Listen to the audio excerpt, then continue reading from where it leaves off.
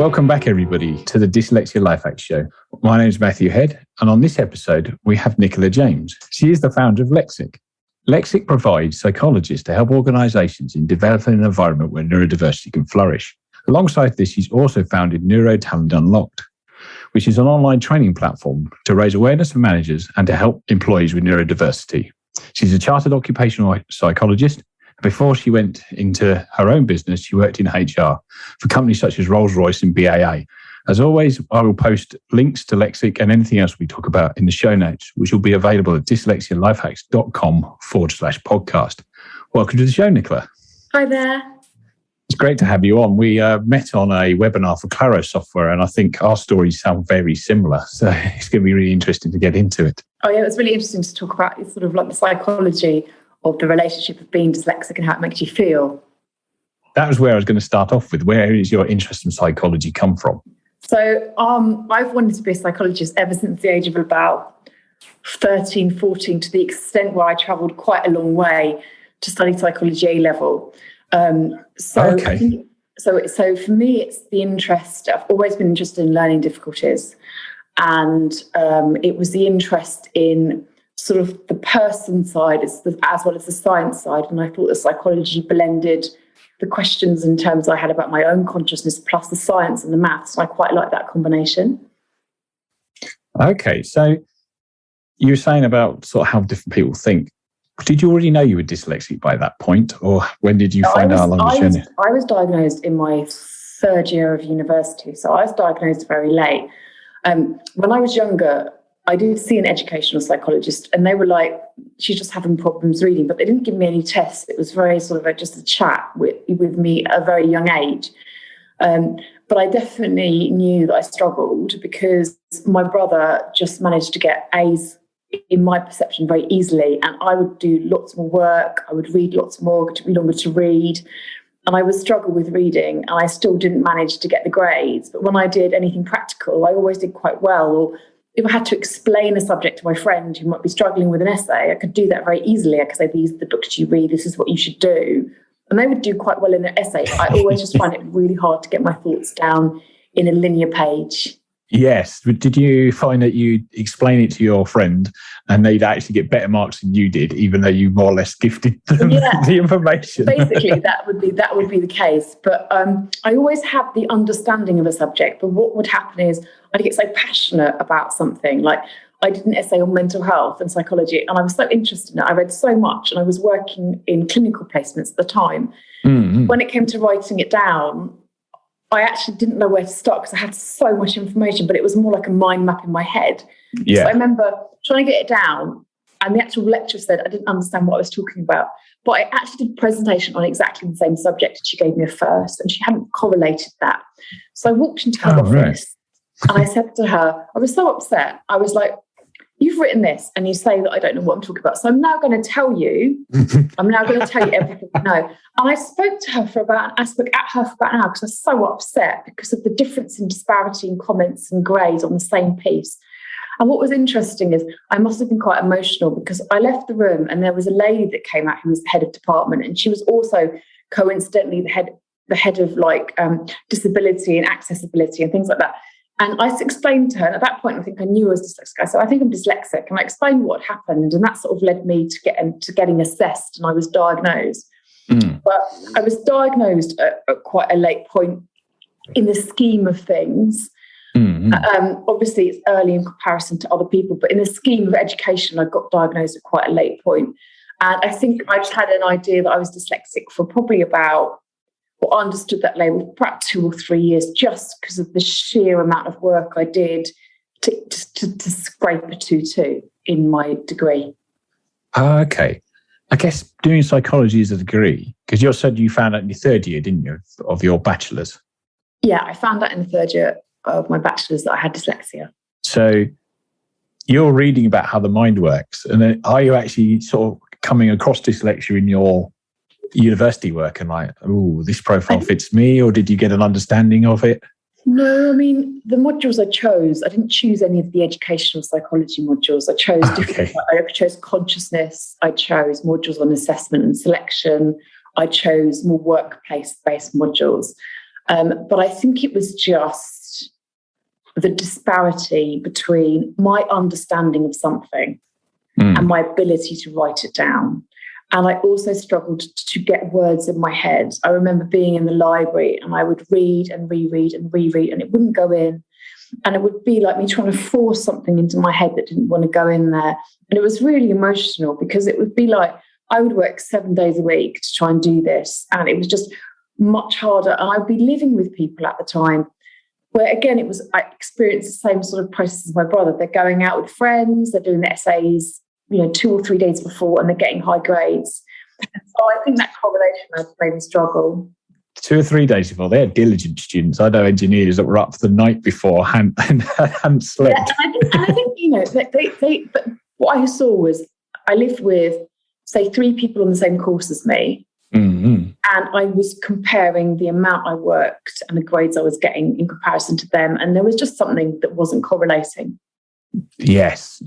I can see that. I remember I had it at school where we'd hand an essay and mine's 5 to 6 pages and everybody else is at least 15. And I'm like, how long did you spend on that, Matt? Well, 2-3 hours. Well, I spent an hour and have done 3 times as much.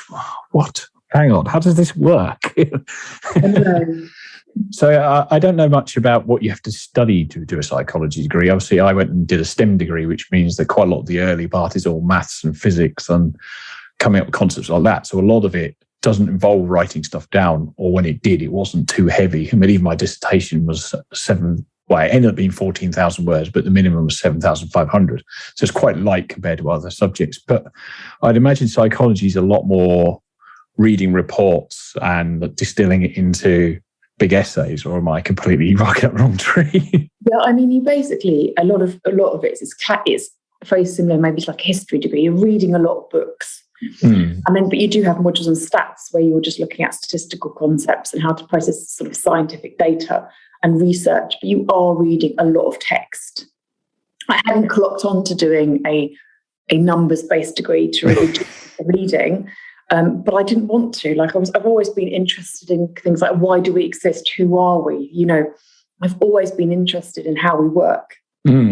Yeah, and I've always been interested in how stuff works. So I didn't pick the engineering degree to get the numbers based. But no, the psychology stuff is really interesting. So that was a 3-year course you found out in the final year, but you've also been back to university since for another qualification, and you went to the same university. At that point, you would have known you were dyslexic. So then did you have a different experience? I did my undergraduate at UW in Bristol. Right. And I remember being a little bit upset. I had to go through clearing because I didn't get the A-level grades. I got into Bristol and it was actually a really good course. But when I got a 2-2, in order to get onto the Occupational Psychology Masters, I needed a 2-1.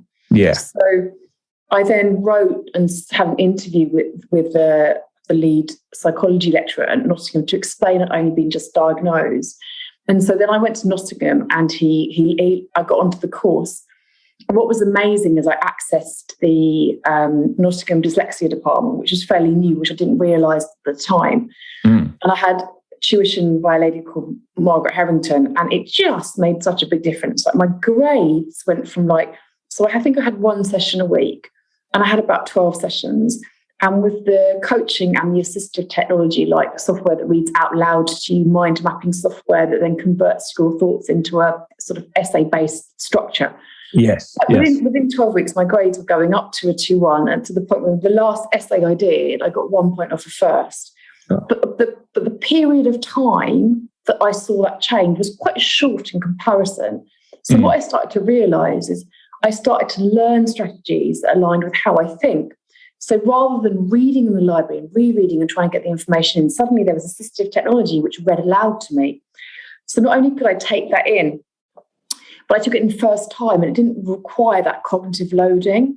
And also with the proofreading, rather than having to be so reliant on maybe my mum to proofread an essay, I actually could hear the text aloud, so I could actually hear much more of what I'd written.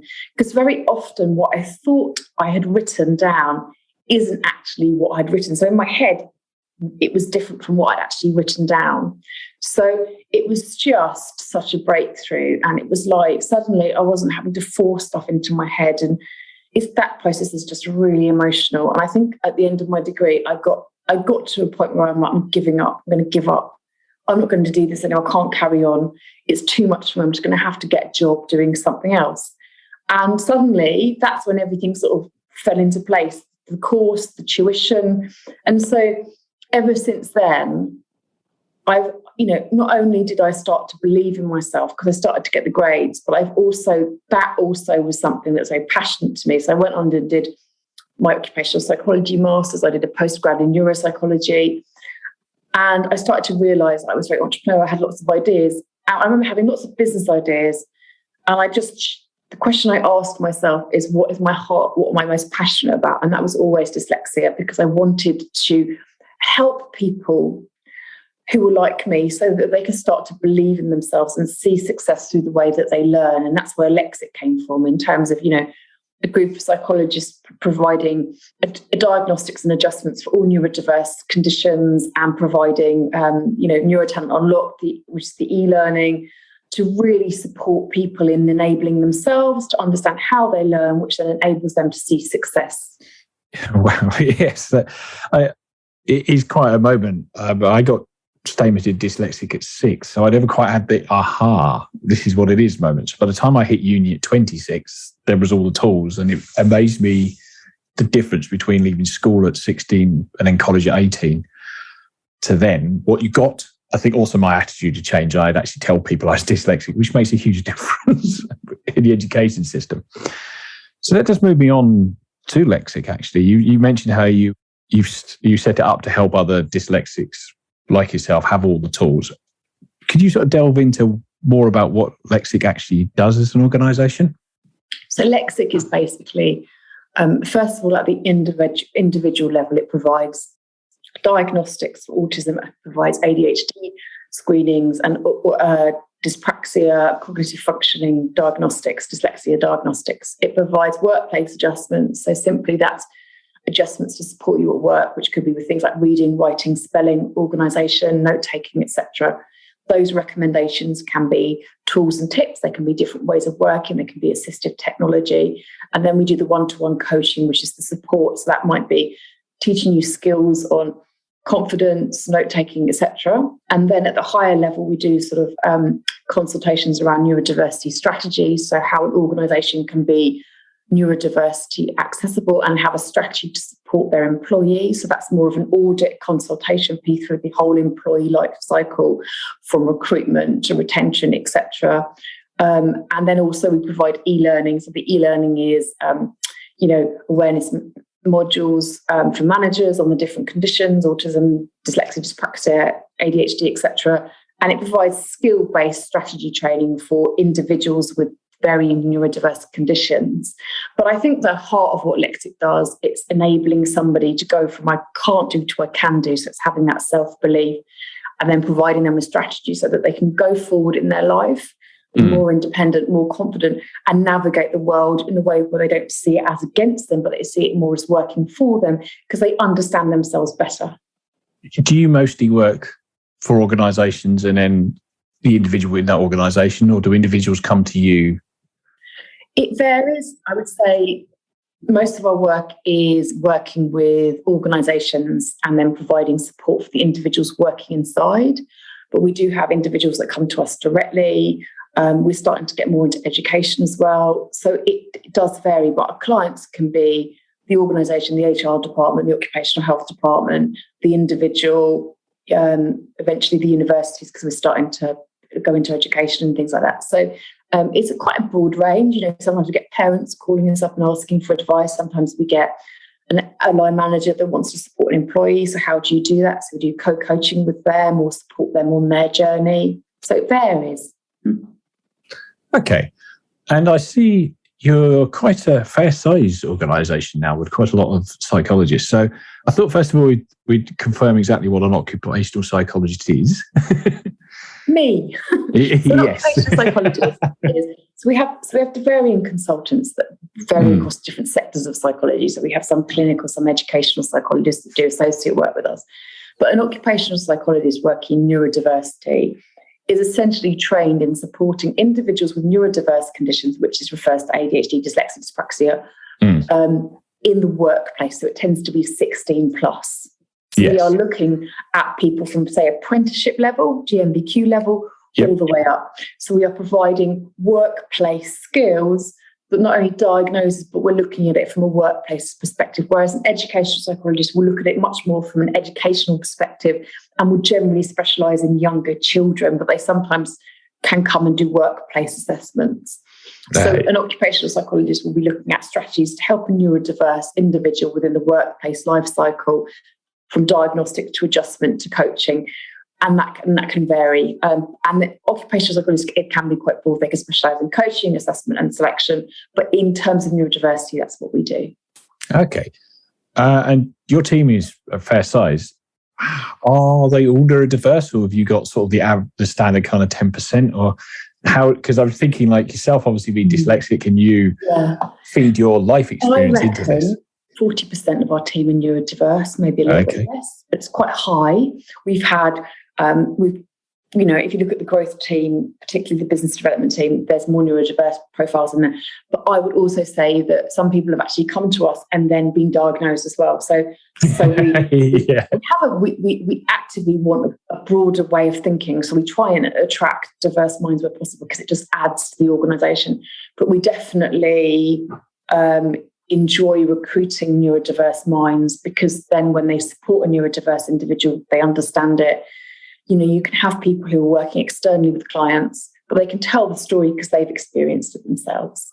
Yes, yeah, it's so important, because what we find with our staff, particularly people that are neurodiverse or go on the neurodiverse journey, it's like you hear things like, this is the place where I actually feel like I can be myself, or I can explore myself, or I can be honest, because the culture aligns with the interest. So it also allows a freedom that maybe some people with neurodiverse conditions might not feel that they can be as free or as open in organisations that don't have the understanding of neurodiversity. So it makes me really proud, because I remember being worried about getting a job when I came out of university because of my dyslexia or not being understood. And so it's really nice to see people being enabled for who they are. Yes, yeah, I totally agree. And I think you want diverse people in your organisations, because every creative ideas. If we had just psychologists in the organisation, we'd be all like thinking about the detail and all that stuff. But you need the bigger picture thinkers, you need the creatives, you need the people that can have concepts, you need the people that are really good at like critical thinking, jumping around, and that comes with the neurodiverse brain. Yes, yeah. So it's the same with being an engineering team. Yeah, I might think differently to the guy next to me, although STEM's got quite a few neurodiverse people in it anyway. But we all come together. We go into engineering firms a lot, and it was really lovely. We got approached by one organisation, and it was actually the engineering department approaching us. So it wasn't done from the university. They were looking to recruit talent. So you're starting to see that now, which is brilliant, because people are starting to, like coding companies in the US, people are starting to realise that there is a pool of people with certain skills they could really harness if they focused on a neurodiversity strategy. It's brilliant. It is, and it genuinely surprises me. I mean, Dyslexia Life Hacks has come out to be a year old now, and how the talking around neurodiversity has totally changed. Like, dyslexia seems to. I've had guests on the podcast who are neurotypical, who are like almost missing out on something, or so it seems to them. It's like, wow, this wouldn't have been like this 5 years ago. I remember starting my grad scheme and being like, Matt, why is all this spelt wrong? Well, so it is pretty amazing how people are changing their attitude to stuff, and I think it's a great step in the right direction. I was going to sort of circle back to your corporate job before you started Lexxic and sort of dive into that, because Lexxic's been going since 2007. So you spent quite a lot of the early 2000s in HR. It was sort of human factors, HR, and sort of diversity-based stuff and HR projects. So it was quite varied, different roles. And I sort of imagine HR departments would be the first place to be turned on to neurodiversity in a corporation. How did you find attitudes in corporate land before you sort of left? Well, I tended to work in like maybe organisational development teams or learning development teams, like very specialist project teams. So it was less of the day-to-day. My first role was an interesting role. So that was where I would go out and I would do a lot of the collection of the assessments, which is absolutely fine. I was really good at that. Okay. And then when it came to writing the reports, I struggled with the spelling and the grammar. So what would happen is one person would check it, then someone else would check it. And so this person would correct this person's spelling, then they would correct theirs. And I was just so upset because I never got consistency. So whatever I changed, this person then corrected this person because then it would move to their style, because people write in different styles. They do, and yes. I had one manager there who just basically said, I'll support her. And she was brilliant because it was consistent. And she was always very encouraging and gave me a lot of support.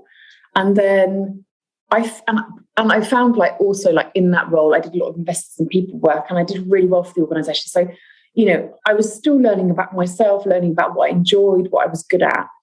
But on the whole, I think at that time, the assistive technology wasn't necessarily as available in organisations. But I always found that when I asked what I needed, I got it. But I just found it very stressful. I remember going into work and crying at the thought of having my words and my work ripped up again in terms of my written style. So I think that then made me unconfident. But then I then built the strategies up since. But I'm still unconfident at writing stuff. I still get quite sensitive. Like some people say, giving a presentation, they get sensitive. I love it. I can get on stage, no problem. I love it. Whereas writing something, I'm much more sensitive about that. Yes. And so I've started to write more blogs again to try and build up my confidence with writing. So I've written so much stuff, but I've never actually published anything and I'm actually getting really good feedback. So I'm starting to build up my confidence with writing by doing little pieces. So I would say that my journey in the workplace, no matter what happened, I still struggled with certain things, which then actually encouraged me maybe to design myself out into an environment where I could just flourish with my strengths. So I think subconsciously that then led me to set up a company, not only because I had loads of ideas. Yeah. I was really passionate about dyslexia and I wanted to work in it. So I got the training to work in it and the mentorship and all that stuff. But I think there was also a subconscious drive where I didn't want to feel this way because I'm very bright, but I was just stuck with the types of tasks like the written stuff, like the detail stuff. So by doing that, I then actually thrive. But I don't think I realised that was also a coping mechanism to stop me having to feel the stress of all of the stuff that dyslexia can cause within a written or reading constraint, I suppose. Yeah. I see what you mean. So, yeah, you kind of designed your own job or set up a company that makes you feel at home. I didn't actually set up a company. I wanted to work at something I loved. And I was like, it doesn't matter. I'm just going to do this. I love it. Okay. I didn't actually realise I was going to create a company and it just happened. And what I did is I went on quite a lot of courses and I remember going things like, you know, buy a Baker Street dress so I look big, an 0845 number so I look big. And by doing that, then, you know, some of my first clients were people like Goldman Sachs and Barclays. I was like, oh my God, this is amazing. Wow. So I created myself big and I looked big.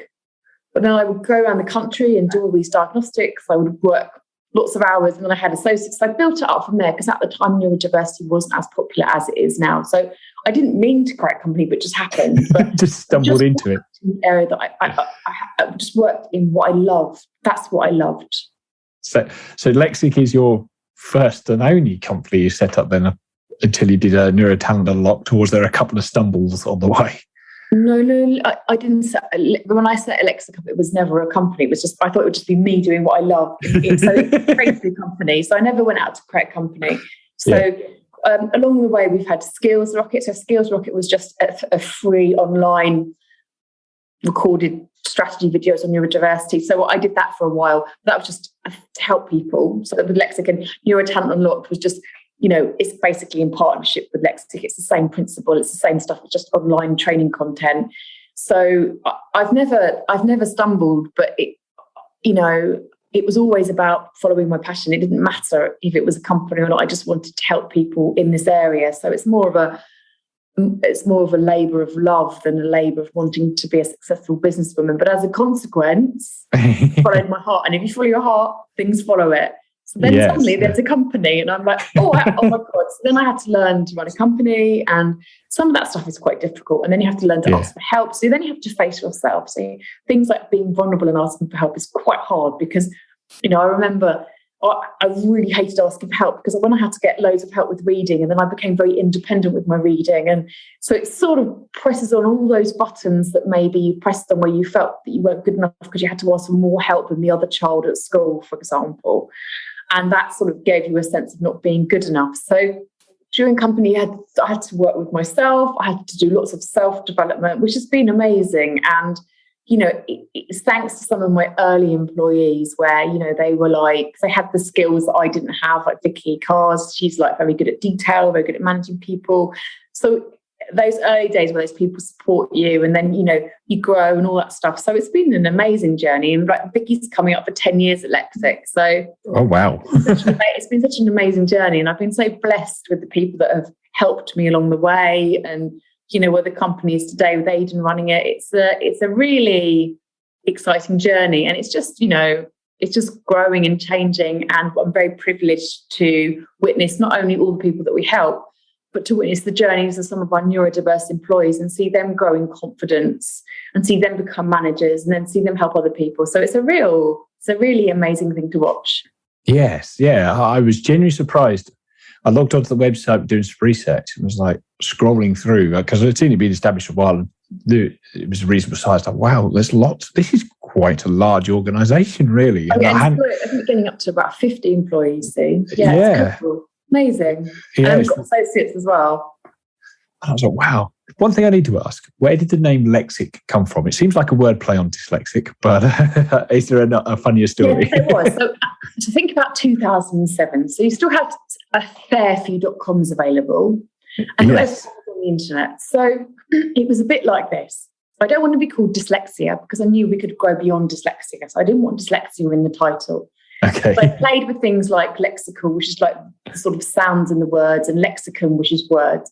And then I went to meet one of my friends from school, and she was seeing a guy at the time, and he was like went to Cambridge, and he was really good with words. And he goes, "How about this?"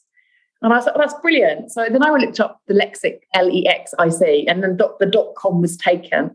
So then I was like, "Let's put double X," so Lexic, and so it came about sort of the play on words, but we'd never wanted to have dyslexia in the title because we knew we'd grow beyond it. So it just provided a brand that you could grow beyond. And I just loved it. I love the double X. I think it's quite a powerful image. Yes. But basically, sort of behind it is the relationship with words, sound in words, that type of thing. Yes. Yeah, it does. More play on lexical and lexicon. Yes. Yeah. Because it is quite it's a word you don't see, and then when you read it like Lexxic, I know what they do. Like, I don't even have to kind of explain to anybody really what they do because the name almost says it, even though the name is a play on words. That's good fun. So if I sort of walk me through it, and I'm going to be mentally walking through it in my head. So if I phoned you up, say I was a manager at an organisation and needed your help, like I want to get more neurodiverse people in, or I've got neurodiverse people in. Oh my God, what do I do with them? Because they're neurotypical and I'm not sure. How do you help? I know there's going to be billions of ways, but if it was a sort of typical early stage thing. So I think the first thing is, is the manager talking about somebody they think is neurodiverse, neurodivergent, or has actually asked for help? So if somebody hasn't disclosed, then they have to speak to HR about the correct policy about doing that. So make the assumption that the person who is neurodivergent has said, I think I have this, or I have X condition, autism, dyslexia, dyspraxia.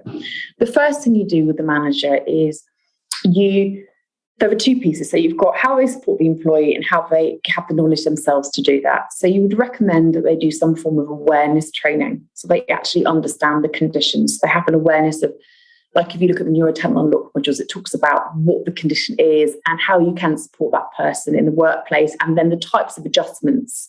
So that gives an overview for that person so the manager understands. So then what will happen is the manager will get a screening or a diagnostic assessment for the individual, depending upon how old their diagnostic is or whether the person wants a screening to just reassess where they're at, Or then the next stage would be, so that says this is where the condition is at, if they have dyslexia and these are the areas of strength and challenge. The next is a workplace assessment. So that is, think about if you have a bad back, somebody comes in and they write down physical adjustments. So think of it like that, but for cognitive adjustments. So what you do is you go into the workplace. With COVID, it's been more on Zoom. And you go through a discussion about the different tasks that person does in their job role. If it's health and safety related, you sometimes usually have to go in and see that person in their environment. So it might be on a shop floor. If it's an office-based job, it tends to be, you look at the documents that they read, the types of tasks they do on their computer, which tend to involve, organisation, reading, writing, that type of thing, maybe doing presentations.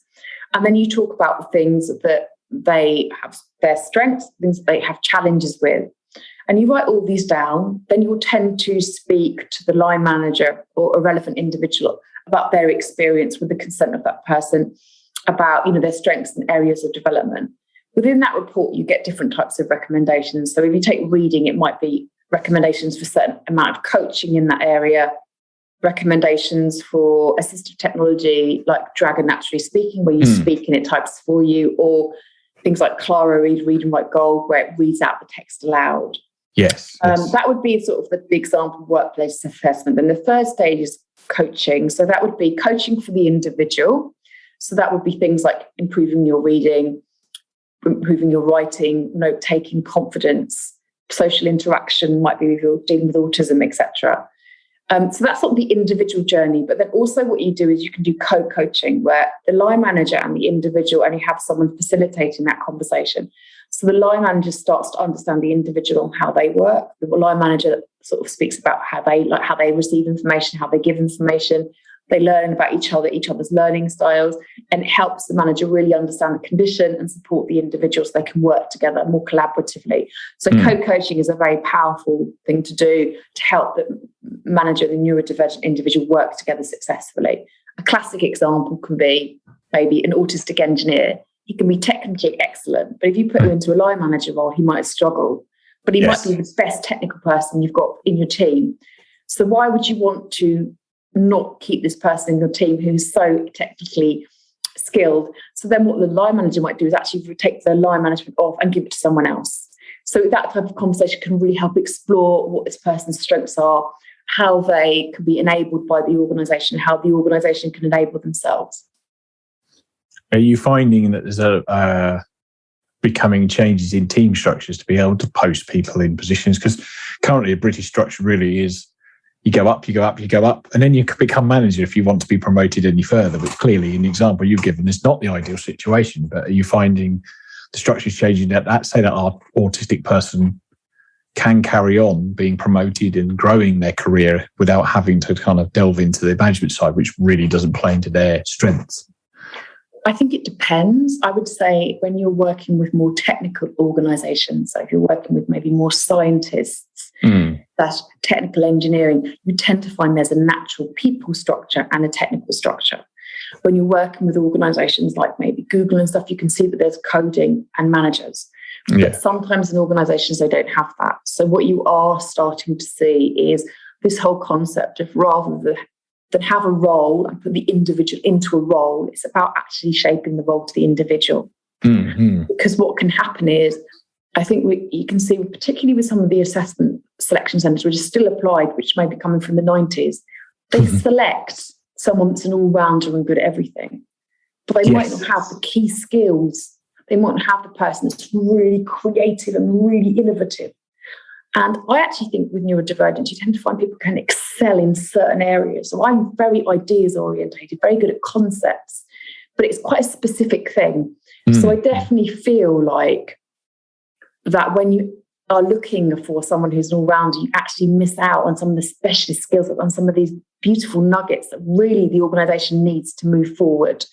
I think also what that then causes, if you have everyone who is similar, then when they're interviewing somebody, they're looking for somebody that's like them. Yes, classically a coder. Biased. The coder might be on the spectrum, and he might be the best coder, but he might not look at you. He might be, or she might be quite unconfident. My friend's autistic, and she's incredible at coding, She Right. said that she left the organisation because she was so stressed about going into a management role.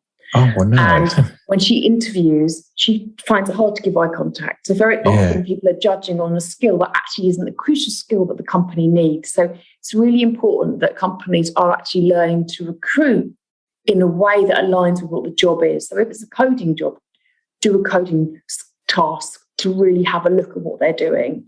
And it's really important that the interview panel are really understanding what they're looking for rather than putting their own unconscious bias onto the person that they're interviewing.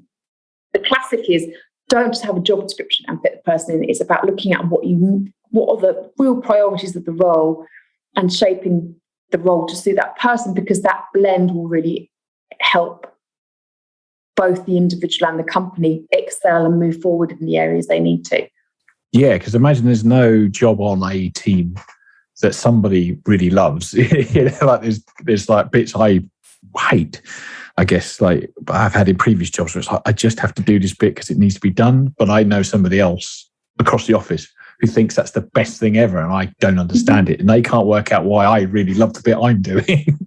No, absolutely. And it's like, the person that wants to proofread and analyse information all day, they can go ahead, because I will not be doing that. Whereas I don't mind process mapping. I like ideas.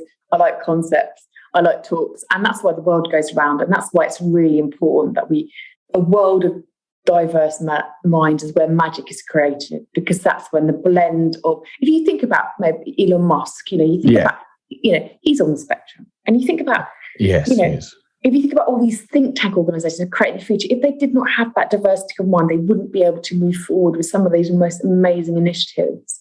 And that's what they understand. And if you actually look at some of the most successful people in the world, they're neurodiverse. Yes. Because they're breaking out of books, but they need non-neurodivergent people to help them get there. So that's why it's always about people coming together, because a blend of skill only achieves success in different ways of thinking. Yeah, I agree. And I think you're right. There's a lot of innovation driven by neurodiverse people, but it's a very good point you make that actually having neurotypical there is part of that process, because not everybody can do everything. And it's something I'm sort of working at the minute is how do I get the best out of myself as a dyslexic person? Then how do I communicate with people who are not dyslexic some of my ideas, or how do I get things back from them, so to speak, that help me do my job and help. Because ultimately what we want to do as a team is deliver on a project to a high standard, and we've all got the same goal in theory. So it is really interesting. I'm kind of working on it at the moment. Like I realise that I've got something on the CAD screen and I've got one bit here and one bit over here, and my brain is filled in the middle bit and I can CAD it in later. But the people behind me can't see that. And it's like, how do I get it out of my head onto the screen or into their minds? And it's a really interesting thing trying to figure out at the minute. Yeah, that sounds like me. Like, it's like, it's like, I might go, I can see this concept. Yeah, I know, I understand it. I get it. But people can't see that I get it unless I get it out. Thank God for mind mapping software. Thank God for CAD, any visual software, Yeah. I just draw this up. Yes. Yeah. Do you use a particular mind mapping software? It's varied over the years. I think I like the simplicity of MindView. I quite like that. Okay. Mind Manager I've used in the past. If I was a student or workplace, I'd do MindView. Okay, cool. And I thought we'd sort of dive back a little bit to obviously your school days when you didn't know you were dyslexic. Have you found that when you got picked up at university, and now as you've now made a career in dyslexia, really, or neurodiversity, I suppose, you look back on some of the school stuff and go, oh yeah, if only I'd had this. Yeah, I think it's a bit of catch-22. I think the first thing is when I got a diagnosis, I was like, yeah, relief. And then I got really angry. It's like, well, why did nobody give me this help before? Because I think when I've met people who've been diagnosed with dyslexia in their youth, they seem to be much more confident and have the strategies because they've learned them from a very young age. So I remember thinking that. And then I remember being, it's a relief, it's an anger, it's a frustration, it's a why me, it's all these things. Yeah. And now, reflecting on that diagnosis, which were early 20s, now I'm in my 40s and I reflect on it and I go, I wouldn't change it. Like, it was so tough. School was so tough and I had to work so hard. But, if I think about what I've created and how it's enabled other people. And if I think about the journey I'm on now, with the joy in my life and the different things I get involved in and the freedom I have, I wouldn't change that for the world. So I think I feel really blessed to be dyslexic and have dyslexia. But I do think that at school, I wish I'd had access to more tools that enable me to learn in different ways. I think the one reason I say that is I love books. I love audiobooks. And when audiobooks became way more accessible, I just devour all this information and I love it. And I remember even doing my master's, I was like, there was an academic text. I was like, I wish it was available in audiobook. And that was only a few years ago. I wish that was the second master's, So I wish that was available because I could then just listen to all of it and just be in the world and, be really raptured in the world of, neuropsychology. So I think that audiobooks just opens up a whole new world. And then I wrote a blog on this, but talking to my friend who goes, I can't take in audiobooks, but I love to read. I just like then, maybe it's the way the world is designed, because if the world was all audiobooks, I would not be dyslexic and he would be. Yes. So it shows you how different mediums and different things are so important. So I'm absolutely privileged to have dyslexia, but I wish the world was designed with a more universal design perspective where there was way more ways of accessing and being creative. And I think obviously computers allow for that. But I also think it's interesting the way the world is going with technology, because I think dyslexic and neurodiverse minds, as we move along, will actually benefit from that world more so than maybe someone who isn't neurodiverse. Yes, yeah, but am I 37? So you and I probably went to school in the 80s and 90s. And I found out I was dyslexic at 6. I've had assistance for most of school, but it was really only the extra time in exams and being pulled out to have sort of one-on-one lessons. And there was stuff involved in that, but it wasn't really until I went to uni. When would have that been? Sort of 2011. Yeah, a laptop turned up with Dragon on it, with I can't remember if it's Clara or Text Help, one of the two. And I thought, wow, all of this stuff I would sit there and present to the computer to write a report, which then was great because I'd already rehearsed the presentation by the time I needed to give it later on the same subject. So, and that is, as you say, the technology is really helping it. Like, there's plenty of hacks on the website that just use your common smartphone, really, without any assistive tech on it, because quite a lot of accessibility on it really helps. You can get it talked to you. You can talk to it if you want to do a text message. You can highlight bits of text and get it to read out loud. And it's like, this is great. Amazing. It's so amazing. It's like whoever invented Dragon as well. That's just so clever. Yes. It's just incredible. And then the all cam where you can look at something and it reads it to you. It's just amazing. Yes. All cam are coming on the podcast soon, so it'll be interesting to hear what was all behind that. But it is amazing. And the visual-based interface that is iOS, Android, Windows really helps us. I look at most things and can know by symbology my way through it rather than having the old Nokia rolling through with all the text on it. And I think that kind of really plays into dyslexic visual learners' strengths, which is, it's getting great. I think we've covered sort of quite a lot so far. So I was going to sort of start diving into, I have some rapid fire questions that are I talk around the podcast out with. They don't need rapid fire answers from yourself, so feel free to say as much as you like, but I think we've got quite a few of them covered anyway. So my first one is, what prejudice would you've had about dyslexia that's been proven wrong? I think maybe the one thing I thought is that everyone was, before I specialised in dyslexia, when I got my diagnosis, I thought when you're dyslexic, you have similar difficulties. And even though you do have similar, the broad profile of dyslexia is there, it was really interesting to see, as I specialise in this area, the range of variation there is within the dyslexia profiles.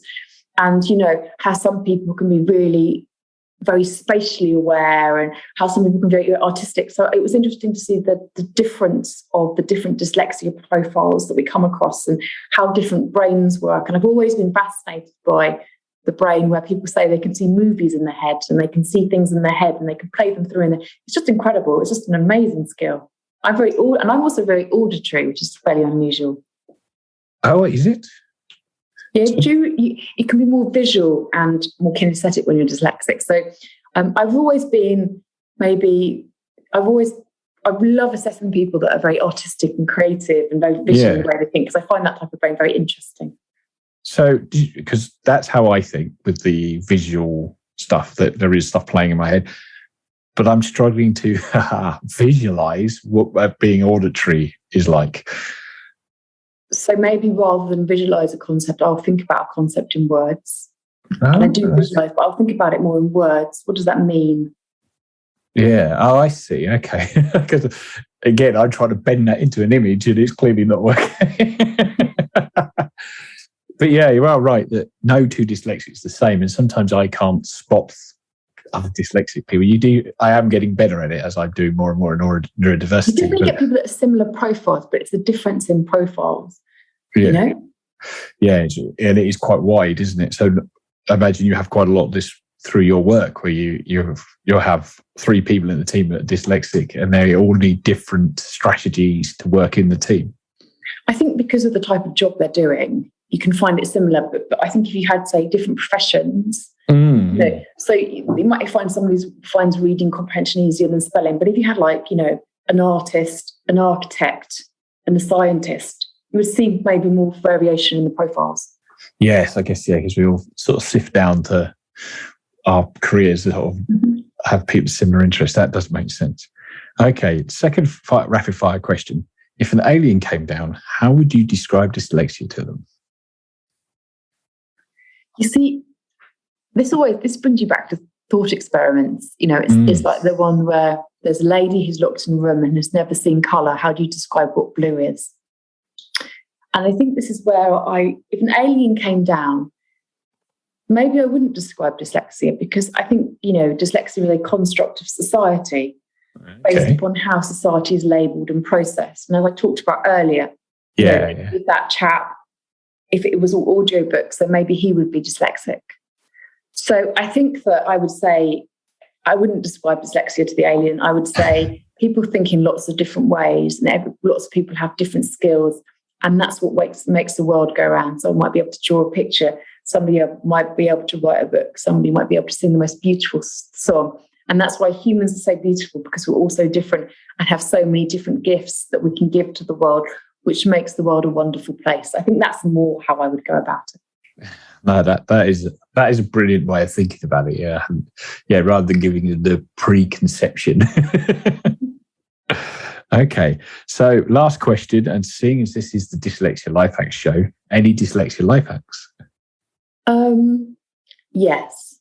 So I think it's more about when you say to yourself, am I good enough?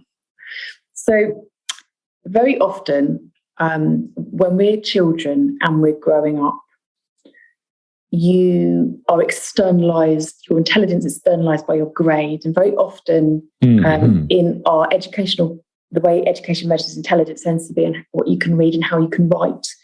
But obviously there's many more types of intelligence than that. There's artistic intelligence, musical intelligence. So what that can then mean very often with a dyslexic person is they can externalize their values. They can say that I'm not good enough because I haven't got that grade, and they learn to externalize that value. So the next time you feel that you're not good enough, the dyslexia life hack is to say, is that thought true? Because if I'm a footballer, I might be brilliant at scoring goals, but I might be not very good at reading something or writing an essay. And so have a think about, you're saying, you're not good enough, but what actually are you good at? And are your thoughts actually true all the time? Do you need to believe all your thoughts? So a more extreme example is an anorexic girl looks in the mirror and she says that she's fat. Is that true? So when you think of that in relation to dyslexia, if you say you're not good enough, is that actually true? So not all your thoughts are necessarily going to be true. So start to observe how you speak to yourself and think about, you might be not very good at writing essays, but you're great at baking or great at gardening or great at empathizing with people and listening to people. So start to think about what you're good at rather than not focus on things that you struggle with, because everyone has a balance of both. Wow. Yes. Yeah. Having hung on to a lot of incorrect beliefs for most of my childhood and through my 20s. I resonate quite a lot with that one. No, that is a great message to put out there. Okay, is there anything else you'd like to add before we sign off? I think that when you're diagnosed with dyslexia, it can be difficult. And when you're struggling with academia in childhood, you can see the world as against you. But if you just get diagnosed and you stop at diagnosis, then you'll never actually be given the strategies which enable you to learn differently, which allow you to experience success. The one I was talking about earlier in terms of I used to really try and get it in my head. Suddenly assistive technology came along and I saw success because I was learning a different strategy. What that then started to do is I started to believe in myself. The penny dropped. I could actually do something I couldn't do before. So try not to stop at the diagnosis. Try and access the support and the coaching and the assistive technology, because that's where you'll see the change. And that'll get you to start believing the world works for you rather than against you. And then you'll start to see opportunities where maybe you didn't see opportunities before. Yes. Yeah, I totally agree. Knowing what it is step one. And then you can jump into the wonderful world of various dyslexia coaching or hacks or help assistive technology that unlocks the door. And yeah, it did for me. And it sounds like it definitely did for you as well. So yeah, definitely. Yeah. Where can people find you if they want to use your services at all? Yeah, so Lexxic is www.lexxic.com, and we have a blog and social media presence. So you can always write to hello@lexxic.com or nicolajames@lexxic.com. And then we also have the e-learning, which is neurotalentunlocked.com, and that gives you sort of e-learning modules and things like that. There's loads of great stuff out there, like podcasts like this, which make a real difference. So if not, find someone who inspires you, who's got neurodiverse condition and is maybe setting an example, and follow them and follow their Twitter and see what they post and talk about. Yes. As always, I will put all the links to that in the show notes, which are available at dyslexialifehacks.com. I want to thank you very much for taking the time to come on the show this evening. It's been fascinating and really interesting talking to you. Well, thank you for inviting me, and it's great to share our stories with the world. Yes. And I want to thank everybody else for listening, and I will see you in the next episode. Goodbye. Bye.